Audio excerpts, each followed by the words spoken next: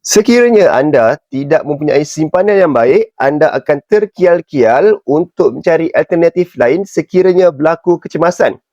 Apabila anda memiliki gold bar 100 gram yang bernilai RM60,000 hari ini, emas ini sebenarnya menjadi simpanan 12 bulan pendapatan bagi yang bergaji sekitar RM5,000. Ia bukan sekadar seketul emas, tetapi benteng pertahanan yang menjadi ruang bernafasan jika berlaku kecemasan. Sekarang ini, ramai orang yang dah berhempas pulas kerja pagi, petang, siang, malam tetapi masih belum ada simpanan yang kukuh.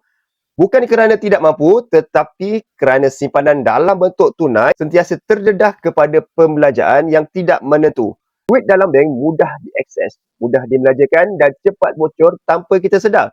Sebab itu, matlamat pertama untuk simpanan emas anda adalah simpan 100 gram emas. Bila matlamat jelas, proses membina menjadi lebih mudah dan lebih teratur. Emas mempunyai satu sifat yang mana ia dicipta untuk disimpan, bukan untuk dibelanjakan.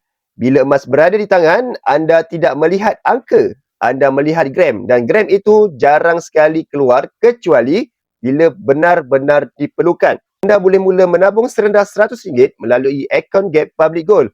Sedikit demi sedikit, gram emas terkumpul. 5 gram menjadi 10 gram, 50 gram menjadi 100 gram. Apabila cukup, anda boleh keluarkan gold bar dan simpan sebagai aset sebenar di rumah ataupun di public safe.